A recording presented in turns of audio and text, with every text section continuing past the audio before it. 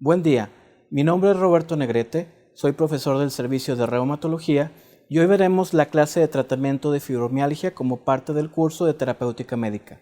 Hoy tendremos varios contenidos por revisar. Veremos generalidades, preevaluación del tratamiento, tratamiento inicial, respuesta inadecuada, síntomas persistentes, efectos secundarios del tratamiento y seguimiento, así como pronóstico e indicaciones de referencia. Como generalidades, el dolor musculoesquelético crónico es una de las principales causas de consulta tanto en atención primaria como en atención de segundo y tercer nivel. Se puede agrupar principalmente en dos tipos, el dolor regional crónico y el dolor generalizado crónico. La fibromialgia es una enfermedad que pertenece a este segundo grupo, que es el dolor generalizado crónico, y tiene una prevalencia alta en la población, con un predominio en mujeres cercano al 2% y en hombres del 0.5%. El dolor en fibromialgia es un proceso complejo debido a que es un proceso anormal sensitivo en el sistema nervioso central que genera una sensibilización cortical importante. Esto va a generar varios procesos en los cuales uno se genera por la amplificación de estímulos sensitivos periféricos y otros defectos en la regulación en las vías inhibitorias descendentes. Como ustedes pueden recordar, la vía del dolor tiene dos componentes principales, la fase estimulante o vía ascendente y la fase inhibitoria o descendente. Ya más adelante, cuando hablemos de tratamientos, hablaremos dónde actúan en cada una de sus vías. En cuanto a la sensibilización cortical, es importante mencionarla, que esta hiperexcitabilidad neuronal es la que precipita al paciente con fibromialgia a que exprese o tenga dolor crónico y continuo, y es lo que genera la mayoría de los síntomas que ven. Les voy a compartir esta liga en la cual ustedes pueden ver un video, la que nos ponen de manera muy práctica cómo se transmite el dolor. Esa la pueden accesar a las ligas que vienen en la página y en la diapositiva. Y como les menciono, voy a detenerme nada más a mencionar dónde actúan cada uno de los tratamientos. Pero sí recomiendo que vean ese video como un recordatorio de la vía del dolor. Dentro de la preevaluación de tratamiento tenemos que tener a consideración varios factores. Uno, cuál es el síntoma predominante que tiene nuestro paciente. Otro es la historial de tratamientos que haya podido haber recibido. Tener en cuenta la accesibilidad de los tratamientos disponibles, a lo que llamamos farmacoeconomía, que también incluye el costo-eficacia de un tratamiento indicado, las comorbilidades que tienen y la condición física y la capacidad para realizar ejercicio. Cuando hablamos de síntomas predominantes, nos referimos a qué tipo de síntoma tiene primariamente el paciente y es el que le motiva a ir a consultar. Pueden ser diversos. El principal que nos refieren los pacientes va desde fatiga, sueño no reparador o restaurativo, insomnio y depresión. Asimismo, hay que clarificar bien cuál es el síntoma que nuestro paciente tiene como causa principal de molestia para que de alguna manera centremos el tratamiento en atender ese síntoma pivotal. La preguntar el historial anterior de medicamentos que ha tenido el paciente es de suma importancia porque nos permite conocer qué experiencias ha tenido con los medicamentos que ha recibido, saber si ha tenido alguna tolerancia apropiada, identificar si el paciente ha expresado algún dato de síntoma adverso al tratamiento y evaluar si has tenido un buen apego y adherencia al mismo, porque muchas veces la falla en la intervención de tratamiento médico que proporcionamos puede verse influenciado por estos factores. Cuando hablamos de farmacoeconomía, pues es importante conocer que tenemos una población diversa con diferentes tipos de acceso a los servicios médicos, que van desde servicios públicos, servicios semiprivados, institucionales o que tienen algún tercer pagador. Debe ser importante tener esto en cuenta en el paciente porque posiblemente pueda generar una limitación para él mismo el tener acceso a algún tratamiento. Entonces es bien importante preguntar todos este tipo de factores. Los medicamentos tenemos diferentes costos que pueden tener en función del tipo de intervención. Un bajo costo puede ser simplemente hacer ejercicio o empleo de analgésicos. Un costo bajo o moderado va desde los medicamentos que utilizamos como antidepresivos tricíclicos, algunos inhibidores de recaptura de serotonina, y de alto costo a veces cuando ocupamos una intervención en segundo o tercer nivel, como psicoterapia o algunos otros medicamentos de segunda línea que pueden tener un costo más elevado. En cuanto a las comorbilidades, es bien importante preguntarlas por el tipo de medicamentos que puede estar recibiendo el paciente debido a las interacciones medicamentosas que se pueden presentar.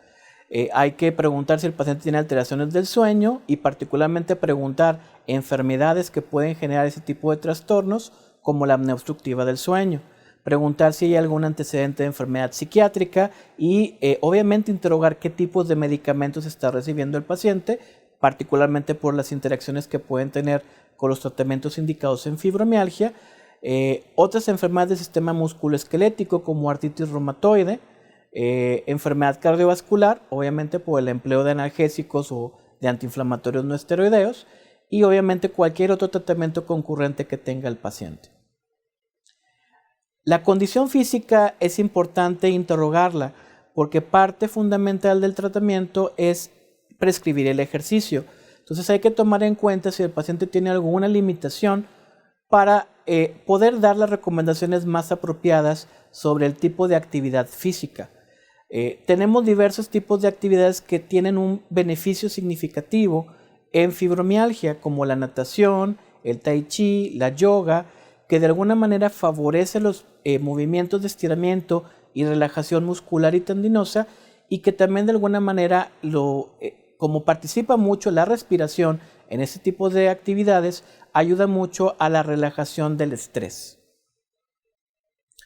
Ahora, dentro de las indicaciones del tratamiento tenemos de alguna manera que confirmar el diagnóstico de fibromialgia, y hay que recordar, como ya lo vieron en sus clases previas, que el diagnóstico es clínico. No hay un estudio de laboratorio que nos permita definir el diagnóstico de fibromialgia. Sin embargo, parte del abordaje se centra en descartar otras entidades que pueden remediar los síntomas que vemos en fibromialgia. Es importante que de alguna manera aquel paciente que tenemos confirmado con fibromialgia y nos está expresando que tiene alguna limitación funcional o de la calidad de vida, debemos definitivamente dar una intervención tanto no farmacológica como farmacológica. Y obviamente, como habíamos mencionado previamente, tener en cuenta qué tratamientos previos ha recibido el paciente e indagar si ha habido apego para saber si ha habido fracaso a algún tipo de intervención que ya hemos mencionado.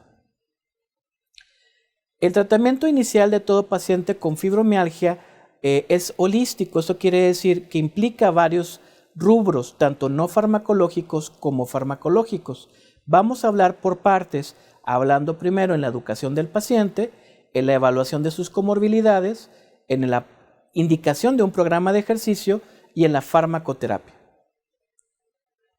En cuanto a la educación del paciente, es muy importante que tiene que ser individualizado en función de la escolaridad, obviamente del conocimiento que tenga el paciente sobre su enfermedad, y es importante asesorar al paciente sobre la enfermedad. Es mencionarle cuál es el origen de su problema. Algunos pacientes es importante mencionarles cómo es la vía del dolor, mencionarles cuáles son las alternativas de tratamiento y decirle cuál es el rol que juega él como paciente para que tenga un tratamiento exitoso. Es bien importante recordar que la higiene del sueño es sumamente importante para, de alguna manera, favorecer un éxito en las intervenciones que hagamos, porque uno de los factores principales para el dolor es el sueño, como mencionábamos, no restaurativo. Y definitivamente mencionar que el que tengamos un control óptimo de todas las comorbilidades del paciente va a hacer que el tratamiento también sea exitoso. Los elementos claves en esta educación es mencionar que la enfermedad de fibromialgia realmente existe, debido a que muchos pacientes a veces tienen dudas sobre este diagnóstico. Explicarles cómo actúa el dolor central y la hipersensibilidad cortical en su síntoma. A mencionar cómo hay factores como el estrés, trastornos del estado del ánimo que pueden influenciar en la intensidad de síntomas o inclusive en su reactivación. dar recomendaciones sobre la higiene del sueño, el rol del ejercicio, hablar que el pronóstico es bueno en fibromialgia, que no es una enfermedad que de alguna manera puede generar la muerte en el paciente, pero que sí puede implicar de alguna manera una limitación en la funcionalidad y en la calidad de vida. Y obviamente hablar del trastorno adaptativo, o sea, los trastornos psiquiátricos y psicológicos que verdaderamente pueden impactar en estos pacientes. En la evaluación de comorbilidades tenemos varios factores como trastornos del sueño, enfermedades psiquiátricas y condiciones relacionadas al dolor. Estas comorbilidades tienen que ser bien recabadas al momento que hacemos la historia clínica, preguntar si han recibido alguna intervención y si están en seguimiento. Particularmente hay que prestar mucha atención en la apnea obstructiva del sueño porque sabemos que la intervención tiene que ser por un subespecialista, ya sea un neumólogo, un neurólogo o un especialista de sueño. En cuanto a las enfermedades psiquiátricas y del estado del ánimo, hay que tener como médicos contacto preferente con aquel médico psiquiatra que esté dando la atención en estos pacientes para de alguna manera tener el conocimiento del tratamiento y poder anteceder o prevenir efectos adversos de los medicamentos que tengamos que emplear. Y en cuanto a las condiciones relacionadas al dolor, hay que recordar que este padecimiento de fibromialgia lo vemos frecuentemente en artritis reumatoide, en osteoartrosis o alguna otra enfermedad que puede experimentar dolor crónico, por lo cual el adecuado control de estas enfermedades claro que impacta en el pronóstico y en la respuesta a los tratamientos en fibromialgia. En cuanto a los programas de ejercicio, como mencionábamos, tenemos que individualizarlos en función al grado de acondicionamiento físico de cada paciente y también de sus preferencias para realizar actividad física. Cuando el paciente no tiene una condición física, lo importante es empezar a generar el hábito de la ejercitación en el paciente y de la actividad física por medio de pequeñas frecuencias semanales de intervalos cortos y que gradualmente vayamos incrementando en duración y en frecuencia a la semana para generar acondicionamiento físico. Es importante recomendar ejercicio cardiovascular que sea aeróbico y de bajo impacto, particularmente para no exacerbar uno de los síntomas que frecuentemente tienen los pacientes, que es la fatiga. Tenemos que estructurar el ejercicio y como mencionamos, cada paciente va a ser diferente, por lo cual el ritmo de incremento gradual y de aumento de frecuencia va a ser diferente en cada paciente. Podemos tener una gran cantidad de actividades físicas que podemos recomendarle al paciente. Queda un poquito en controversia qué tipo de actividad es mejor, si las actividades individuales o grupales, por lo cual es importante preguntar al paciente si tiene alguna preferencia, porque a veces algunas actividades grupales permiten mejorar el aspecto anímico en el paciente al tener convivencia con otras personas o tener actividades que son de mayor apego a cierto grupo de edad, ¿sí? Y algunos pacientes sienten mejor beneficio del ejercicio cuando hacen actividades individuales como nadar o andar en bicicleta, por ejemplo. Ahora, hay otras actividades que se llaman medicina complementaria y estas se enfocan en actividades que tienen en cuenta, además del ejercicio, actividades como relajación, meditación, lo que se le llama el estar aquí y estar ahora, que se conoce como mindfulness. Esas actividades han sido estudiadas en fibromialgia y sí se han demostrado que tienen un efecto positivo en la reducción de síntomas, particularmente del dolor. Por lo cual, si el paciente nos llega a preguntar sobre ese tipo de actividades, pues hay que ver la estructura del programa y pudiéramos recomendárselas al paciente. En cuanto a la farmacoterapia, hay que recordar que tiene que centrarse en satisfacer el resolver el síntoma cardinal del paciente. Por lo cual, como parte de la preevaluación que habíamos mencionado, hay que tratar de indagar cuál es el síntoma predominante. Puede haber pacientes que tengan más de un síntoma, ¿verdad? Pero uno es el que generalmente conduce al paciente a buscar la atención. Los medicamentos que empleamos en fibromialgia pertenecen a diversos grupos de tratamiento de medicamentos, como son los antidepresivos tricíclicos, inhibidores de recaptura de serotonina, anticonvulsivantes, algunos hipnóticos y analgésicos. En el caso de los antidepresivos tricíclicos, vamos a centrarnos en mencionar los que utilizamos con mayor frecuencia y también aquellos que estén aprobados.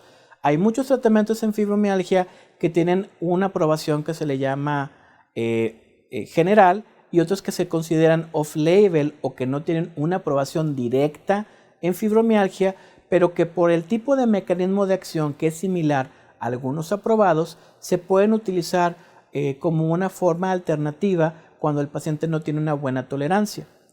En caso de los inhibidores de recaptura de serotonina, los principales que utilizamos, la duloxetina y milnacipran, son medicamentos aprobados para el manejo de fibromialgia, y dentro de grupos anticonvulsivantes tenemos a la pregabalina.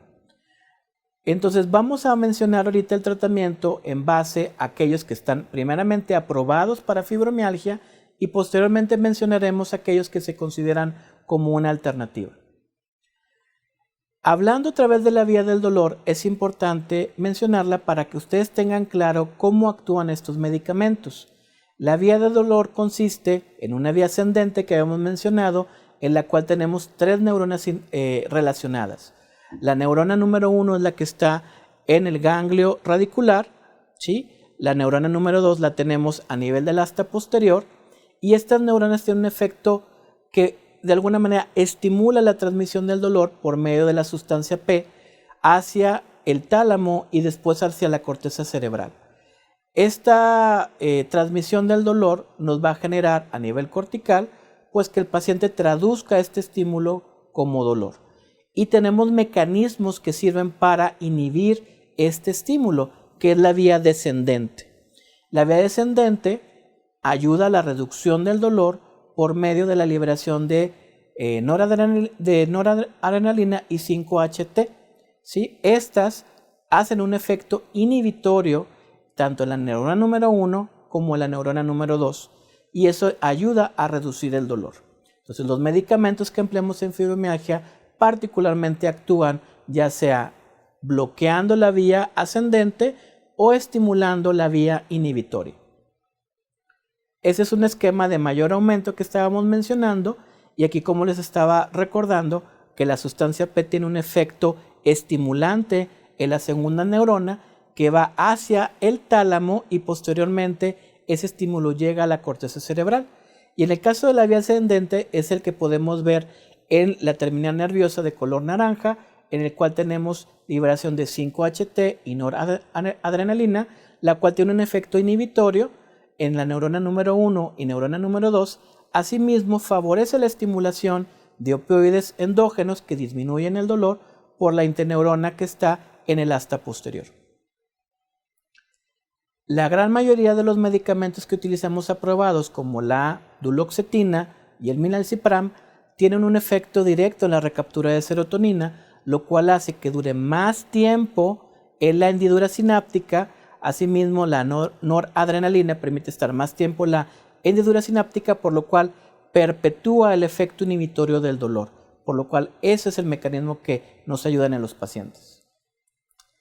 Bien, la pregabalina tenemos diferentes marcas comerciales y presentaciones. Este es un anticonvulsivante, pertenece al grupo de los alfa-2 ligando o análogos de GABA, y tenemos disponibles presentaciones en forma de cápsulas de 50, 75, 150 y 300 miligramos particularmente. La posología de empleo de este medicamento varía en función de la tolerancia del paciente y de la respuesta, que va desde los 50 miligramos hasta 150 miligramos 2 veces al día. Hay pacientes que pueden tener un requerimiento mayor y eso va a ser en función de la tolerancia que tenga el paciente al tratamiento. Hay que tener especial consideración en diferentes poblaciones, como en adultos mayores de 65 años, debido a que uno de los efectos adversos principales, como puede ser el mareo, puede predisponer al paciente a caídas. Asimismo, pacientes con falla renal, hay que tener en cuenta que tenemos que iniciar dosis alrededor del 50% por su metabolismo. Este medicamento no tenemos información suficiente para el empleo en embarazo, por lo cual no se recomienda, y a veces se tendrá que considerar si el síntoma es sumamente importante y que implique problemas en el resto del curso del embarazo para tener que considerarlo. Y obviamente lactancia tampoco es recomendable. Como mencionaba, la pregabalina inhibe la sustancia presináptica de sustancia P, glutamato y norepinefrina, lo cual estimula un efecto positivo hacia la segunda neurona. Al bloquear la sustancia P y el resto de neurotransmisores, quitamos ese estímulo positivo hacia la segunda neurona y que ese estímulo no llegue al tálamo y a la corteza cerebral. Asimismo, regula los receptores NMDA y el bloqueo también de la sensibilización cortical. Dentro de los efectos secundarios que tenemos con pregabalina, los más comunes es el vértigo y la somnolencia. Por eso hay que tener suma precaución en pacientes mayores o que inclusive ya tienen una historia de fragilidad o de riesgo de caída. Asimismo, dentro de los efectos secundarios que también tenemos reportados es problemas en la atención o alteración en la memoria, por lo cual hay que preguntar al paciente si ha tenido algún trastorno en esa índole para evaluar si hay que hacer alguna reducción de dosis o inclusive considerar que hacer un cambio al tratamiento. El costo de la pregabalina es un medicamento accesible o de costo moderado. Aproximadamente el tratamiento de 150 miligramos por día para un mes de tratamiento oscila en los 680 pesos. Este es un medicamento que tiene un nivel de evidencia 1A, asimismo un grado de recomendación A. ¿Eso qué quiere decir? Que hay estudios que se llaman ensayos clínicos controlados en los cuales se ha evaluado el empleo de pregabalina contra placebo y sí se ha mostrado un efecto significativo en la modificación de síntomas. Esos es de los medicamentos que están aprobados como primer línea en fibromialgia. En el caso de la duloxetina, este medicamento es un antidepresivo, pertenece también al grupo de los inhibidores de recaptura de serotonina y noradrenalina. Tenemos diferentes marcas comerciales, como les estoy poniendo en la tabla, y las presentaciones tenemos de 30 y 60 miligramos. Generalmente la dosis que utilizamos con duloxetina es una dosis inicial de 30 miligramos y la escalonamos a los 60 miligramos por día en función de tolerancia. De misma forma, hay que tener precaución en pacientes mayores de 65 años y en aquellos pacientes que tienen falla renal. De preferencia, evitarlo cuando esta función renal es por debajo de los 30 mililitros minuto. En embarazo y lactancia no tenemos información que nos dé la seguridad suficiente para su empleo, por lo cual tiene que considerarse riesgo-beneficio. En el caso tanto de la duloxetina y el milnacipran, como pertenecen a la misma familia de inhibidores de recaptura de serotonina, estos actúan en la vía descendente inhibitoria, o sea que al momento que evitan que esa serotonina y noradrenalina sea nuevamente captada al interior de esta neurona, duran más tiempo la hendidura sináptica y perpetúan el efecto inhibitorio. Asimismo, tiene un efecto positivo en la interneurona que favorece la liberación de endorfinas y que también ayuda al manejo del dolor. Este es un recordatorio, acuérdense que es la vía descendente donde actúa la duloxetina. Y bloquea asimismo la neurona número 1, que es la que también libera sustancia P, por eso tiene un efecto obviamente indirecto en la vía ascendente. Y al momento que inhibe la recaptura, favorece que la serotonina y la noradrenalina duren más tiempo en la hendidura sináptica y puedan adosarse en mayor frecuencia a los receptores y hacer el efecto inhibitorio. Dentro de los efectos adversos de la duloxetina tenemos la somnolencia y la cefalea, que son los más frecuentes. También tenemos el reporte de náusea, asimismo constipación. Muchos pacientes también han reportado debilidad e inclusive alteraciones en el aspecto del apetito sexual o la libido en pacientes femeninos y masculinos. Hay que tener en cuenta en general con todos los inhibidores de recaptura de serotonina particular atención y precaución en el síndrome serotoninérgico, el cual consiste en alteración del estado mental, ansiedad, delirio, agitación, actividad muscular con temblor, rigidez, mioclonus e hiperreflexia, como estamos viendo en el video de la parte inferior, pacientes pueden experimentar cerosis, dilatación pupilar y en general cualquier tipo de manifestación autonómica como diaforesis, taquicardia, vómito y diarrea.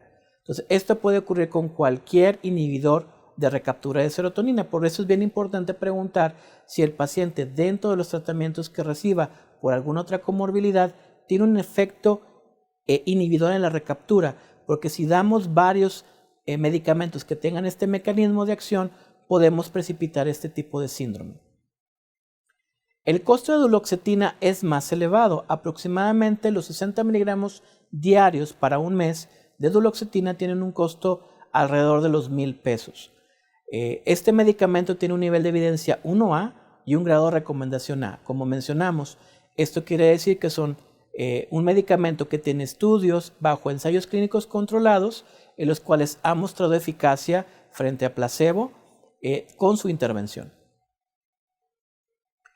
El Milnacipran también pertenece a la familia de los inhibidores de recaptura de serotonina, también es un antidepresivo. Este lo tenemos disponible en presentaciones de 25 y de 50 miligramos. La marca comercial es la que les pongo en la parte superior de la tabla. Y la posología que empleamos en este tipo de tratamiento va con dosis iniciales entre 12.5 y vamos haciendo una dosis escalonada gradual hasta los 50 miligramos cada 12 horas. Claro, en función de la respuesta a la resolución de síntomas y de la tolerancia. Hay que tener en cuenta también si el paciente tiene problemas de tipo renal, si tiene una depuración de creatinina por debajo de los 30 mililitros minuto, hay que considerar ajuste de dosis al 50%. Como mencionamos con otros inhibidores de recaptura, no tenemos información suficiente para recomendación tanto en embarazo como lactancia, por lo cual no se recomienda. Al igual que la duloxetina, el Milnacipran actúa en la estimulación de la vía descendente inhibitoria, eso evitando la recaptura de serotonina y de noradrenalina. Asimismo actúa en la inhibición de la primera y segunda neurona al momento que evita la liberación de sustancia P. Dentro de los efectos secundarios que tenemos con Milnacipran también son parecidos a los que vemos con duloxetina, como cefalea, náusea, constipación. Estos pacientes suelen referir también vértigo, vómito o palpitaciones como parte del efecto autonómico que pueden presentar estos medicamentos. El costo del Milnacipran es parecido a la duloxetina. La dosis de 50 miligramos por día ronda alrededor de los $1,000, pero si ustedes se recuerdan la tabla que mencionamos con los rangos de posología, hay pacientes que pueden requerir hasta 100 o hasta 200 miligramos, por lo cual el costo sí puede exceder o duplicarse a lo que estamos viendo en esta diapositiva. En cuanto al nivel de evidencia, es un nivel de evidencia 1A y un grado de recomendación A, por lo cual lo mismo tenemos un alto fundamento científico de su actividad en el tratamiento y resolución de síntomas en pacientes con fibromialgia. Como estos medicamentos, tanto la pregabalina, la duloxetina y el Milnacipran tienen este grado de evidencia y recomendación, son los medicamentos que se consideran de primer línea en el manejo de fibromialgia. Ahora, ¿cómo selecciono qué tipo de medicamento voy a utilizar? Esta tabla se las pongo porque cada medicamento puede tener un predominio de acción en cierto síntoma.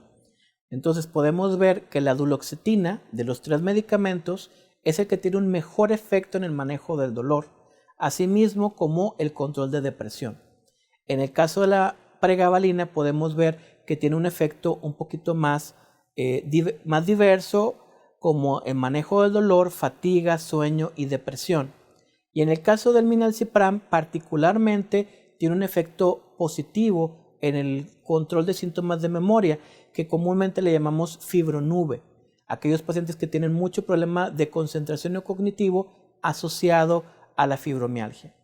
Entonces, por eso les mencionaba desde un inicio en la preevaluación qué tipo de síntoma predominante tiene el paciente para hacer la selección. Asimismo, iría en juego el costo, ver el paciente qué acceso tiene al servicio médico y ver en función del síntoma, pues cuál de estos agentes puede ser el más conveniente a utilizar. Asimismo, los efectos adversos, como ya hemos mencionado. Ahora, voy a mencionar otros medicamentos que no son primer línea, pero sí se consideran una alternativa eficaz para pacientes de fibromialgia, ya sea porque no tenga acceso a estas tres opciones que ya mencioné, o el costo no me lo permita, o el paciente ha tenido intolerancia a las tres opciones que ya hemos mencionado. La amitriptilina es un antidepresivo tricíclico. La marca comercial es la que ponemos ahí y la encontramos en tabletas de 25 y de 50 miligramos. La dosis inicial que utilizamos de amitriptilina es de 25 miligramos y lo vamos aumentando de manera escalonada aproximadamente cada 2 semanas hasta una dosis máxima de 75 miligramos por día. Hay pacientes que pueden requerir mayor cantidad. Generalmente son pacientes que cursan con algún trastorno depresivo a la par de la fibromialgia. Hay que tener precaución en poblaciones mayores de 65 años de edad, por lo cual el incremento o la escalación de la dosis tiene que ser de manera gradual y un poquito más pausada. En el caso de embarazo y lactancia, este medicamento no tenemos tampoco un estudio o estudios suficientes de seguridad, por lo cual su empleo tendrá que evaluarse y tendrá que obviamente superar el beneficio al riesgo de su empleo. Si hay posibilidad de utilizar otro agente con mayor seguridad, siempre va a ser recomendable esta segunda opción. En el caso de la amitriptilina, actúa particularmente en la recaptura. Como ya habíamos mencionado, el inhibir la recaptura favorece que dure más tiempo la serotonina y la noradrenalina en la hendidura sináptica, que se adoce o tenga más oportunidad de seguirse uniendo a receptores y favorecer una vía inhibitoria en la primera y la segunda neurona. La amitriptilina tiene como efectos adversos principales las arritmias, palpitaciones, vértigo y somnolencia, por lo cual habíamos mencionado que en pacientes mayores de 65 años hay que tener mucha precaución por el alto riesgo de caídas que se pueden presentar. Asimismo, si el paciente tiene historial de alguna arritmia, hay que tener precaución con el empleo de la amitriptilina. El costo de la amitriptilina es accesible, por eso es una opción que es plausible utilizar en estos pacientes. El costo de 50 miligramos por mes de toma diaria es alrededor de 480 pesos. ¿Sí? Ese tiene un nivel de evidencia 1A y grado de recomendación A, por lo cual es una opción viable en pacientes con fibromialgia. La ciclobenzaprina es otro medicamento que utilizamos. Originalmente es un relajante muscular, sin embargo tiene un componente que es análogo a los antidepresivos tricíclicos, por lo cual se ha encontrado un efecto positivo en pacientes con fibromialgia. Lo encontramos en presentaciones de 5 y de 10 miligramos, las marcas comerciales son las que pongo en la tabla, y la posología que utilizamos es una dosis inicial de 5 miligramos, la cual podemos ajustar hasta 40 miligramos diarios si se requiere. Se recomienda que este medicamento se tome particularmente a la hora de dormir, debido a que como es un relajante muscular, un efecto secundario frecuente es la somnolencia. Entonces se busca que de alguna manera se acople con el ciclo de vigilia-sueño que tiene el paciente para de alguna manera evitar problemas de somnolencia diurna. Es importante preguntar en el paciente si tiene una actividad fina, ya sea que haga un controlador de vuelo, que sea un conductor o un chofer, o que tenga una actividad de manejo o de manipulación de instrumental fino, el empleo de este medicamento por este efecto de somnolencia diurna, que hay que tener precaución. No hay información en uso en embarazo y en lactancia, por lo cual hay que tener precauciones. Y en el caso de lactancia no debe de excederse la dosis de 10 miligramos diarios y siempre se tiene que tomar esta decisión de inicio cuando supere el beneficio al riesgo en el producto. Mencionábamos, tiene un efecto análogo a los inhibidores de recaptura de serotonina, por lo cual actúa en ese punto, favorece de alguna manera el que dure más tiempo estos neurotransmisores en la hendidura y favorezcan el efecto inhibitorio. Efecto principal ya mencioné, somnolencia. Sin embargo, podemos tener otros como vértigo, seroftalmía o serostomía, fatiga, dispepsia, regurgitación y visión borrosa en algunos pacientes. Este es un medicamento que también es muy accesible. La dosis aproximada de 10 miligramos diarios cuesta alrededor de 235 pesos. Tiene un nivel de evidencia 1A, un grado de recomendación A, y posiblemente en aquellos pacientes que tengan mucho dolor fibromuscular con contractura sea una opción viable para inicio, inclusive si el paciente ha experimentado efectos adversos con los medicamentos de primera línea o con algunos otro tipo de antidepresivos tricíclicos, es una muy buena opción de tratamiento para estos pacientes. Ahora, para el manejo del dolor, los analgésicos que se pueden utilizar, tenemos particularmente el tramadol. El tramadol es un analgésico opioide. Este lo podemos tener en diferentes formas de presentación, por lo cual es útil tanto en población joven como en población un poquito más grande. Lo tenemos disponible en cápsulas, en tabletas o en gotas, tanto en dosis que van desde 25 a 50 miligramos o hasta 100 y 200 y 150 miligramos. La dosis de tramadol para manejo de dolor en fibromialgia ronda entre los 25 a 50 miligramos cada 6 horas y va mucho en función de la tolerancia y de la respuesta al dolor. Se recomienda también que el empleo de tramadol sea de forma escalonada. Hay que tener precaución en poblaciones que tienen más de 65 años, debido a que también puede generar vértigo, por el cual el riesgo de caídas es un riesgo latente en estos pacientes. Asimismo, en pacientes que tengan enfermedad renal y que tengan una reducción en la depuración de creatinina, hay que hacer ajustes e inclusive reducir la frecuencia de la toma, debido a que su eliminación es más lenta. No se recomienda ni en embarazo ni en lactancia el empleo de tramadol. El tramadol, ¿cómo actúa? Inhibe particularmente la liberación de sustancia P al inhibir la primera y la segunda neurona, ¿sí? Y también de alguna forma ese efecto endógeno de control de dolor inhibitorio. Se ha demostrado que también tiene un papel en la inhibición de recaptura, por lo cual puede también actuar a nivel de la hendidura sináptica al perpetuar el estímulo inhibitorio descendente de la vía del dolor. Dentro de los efectos adversos del tramadol, lo más común es el vértigo, la constipación, náusea y vómito, que es la causa que a veces favorece que el paciente deje el medicamento. El que hagamos la dosis escalonada favorece el que el paciente desarrolle tolerancia al tramadol y que esos eventos adversos sean gradualmente vayan desapareciendo.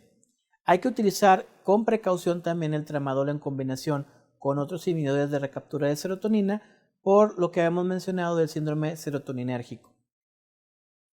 El costo de tramadol es un analgésico accesible. 100 miligramos diarios cuestan alrededor de 287 pesos.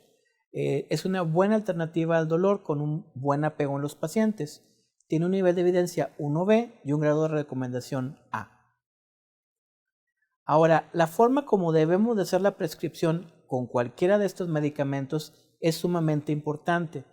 Estos medicamentos tenemos que clarificar perfectamente la presentación, si viene en cápsula o en tableta, la cantidad de miligramos que viene esa cápsula o tableta, o en el caso del tramadol, si viene en gotas, en las diluciones, las marcas comerciales disponibles y la forma de la toma, ya sea incluyendo cuántas tabletas se tienen que tomar, si es 1, 2, 3 veces al día o más veces, y asimismo si hay que hacer recomendación en el horario de la toma. Particularmente, como todos los inhibidores de recaptura de serotonina y como ya hemos mencionado, algunos antidepresivos tricíclicos e incluso la ciclobenzapina pueden generar somnolencia, recomendamos que la toma sea en la noche. Hay que también señalar cuánta cantidad se le tiene que surtir al paciente, porque como estos medicamentos pueden influir en el estado de ánimo de algunos pacientes, tienen que ser medicamentos que tenemos que tener un control y de alguna manera también poder supervisar si el paciente ha experimentado un efecto adverso, por lo cual hay que incluir también la cantidad y el tiempo para la cual esta prescripción se tiene que de alguna manera surtir. Bien, si esos pacientes como mencionamos, podemos tener diferentes opciones. Recomendamos iniciar preferentemente con un antidepresivo tricíclico o una ciclobenzaprina si el paciente no tiene síntomas asociados a depresión y evaluar respuesta en 2 a 3 meses. ¿Por qué esta recomendación? Por el costo también, porque mencionamos que estos medicamentos tienen un costo más accesible. Sin embargo, cuando el paciente tiene depresión, recomendamos de preferencia empezar ya sea con pregabalina, con duloxetina o con minalcipran. En caso de que tengamos respuesta también a un antidepresivo tricíclico de manera inadecuada, recomendamos cambiar mecanismo de acción por un inhibidor de recaptura de serotonina noradrenalina, como mencionamos, duloxetina, minalcipran, o por un alfa-2 ligando como la pregabalina. Hay que preguntar y evaluar la adherencia al tratamiento, porque muchas veces cuando el paciente regresa a consulta y nos expresa que sigue con dolor, algo frecuente que vemos es que hay errores en la forma de la toma o que el paciente no tomó el medicamento porque expresó un efecto adverso. Entonces hay que explicarle siempre al paciente desde que damos la receta inicial cuáles son los efectos adversos que esperamos que se puedan presentar y mencionarles el motivo de por qué hacemos la escalación y el tiempo que pudiéramos esperar que presenten todavía ese tipo de efectos adversos. Hay que considerar también una segunda línea de tratamiento o cuando hay duda al diagnóstico, ¿sí? O cuando no tenemos una respuesta satisfactoria y yo estoy atendiendo en primer nivel al paciente, tenerlo que referir a un segundo o tercer nivel de atención para que se haga una reevaluación integral del paciente y se excluyan otras causas que puedan remediar los síntomas de dolor fibromuscular crónico. Los antiinflamatorios no esteroideos tienen poco beneficio en fibromialgia, como ya mencionamos, cómo es el mecanismo del dolor en estos pacientes, por lo cual hay que tratar de evitar prescribirlos debido a que tienen efectos adversos serios, como inducir nefritis intersticial, generar enfermedad ulcerativa péptica o gástrica, asimismo como obviamente riesgo cardiovascular. En el caso de del empleo de alcaloides naturales derivados del opio, no se recomiendan en los pacientes con fibromialgia y sí está demostrado que incrementan el riesgo a dependencia, asimismo empeoran la fatiga y favorecen a que la cognición no se restablezca en estos pacientes, por lo cual tienen que ser evitados y lamentablemente es una prescripción que vemos con frecuencia, por lo cual les invito a no utilizarlos en estos pacientes con fibromialgia.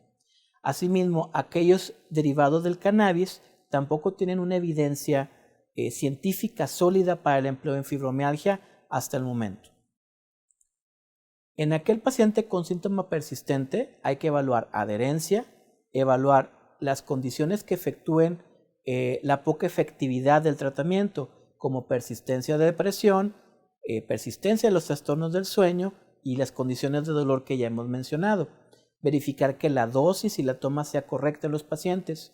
Asimismo, mencionarles que el tratamiento de la fibromialgia es holístico, o sea, la intervención farmacológica, el ejercicio y muchas veces la intervención por parte de psicología o psiquiatría, ¿sí? Invitar al paciente a enrolarse a alguna actividad de medicina complementaria como yoga, tai chi o simplemente hacer el ejercicio.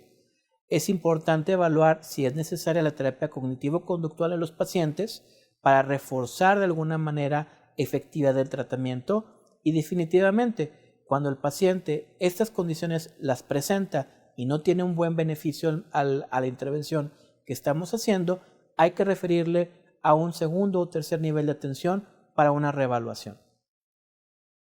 El pronóstico de estos pacientes varía en función si hay alguna comorbilidad. Alrededor del 10 al 30% puede tener limitación o incapacidades para laborar o hacer actividades domésticas, por lo cual sí merma la calidad de vida de los pacientes.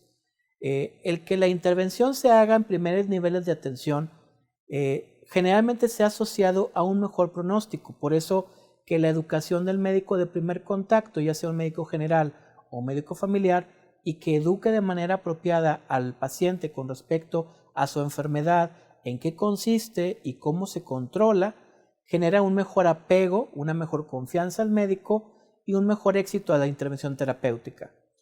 Hay que recordar también que la fibromialgia se ha asociado a un incremento cardiovascular, por lo cual el tener un apropiado control de la enfermedad también ayuda a pacientes que tienen otros factores de riesgo a mejorar este pronóstico.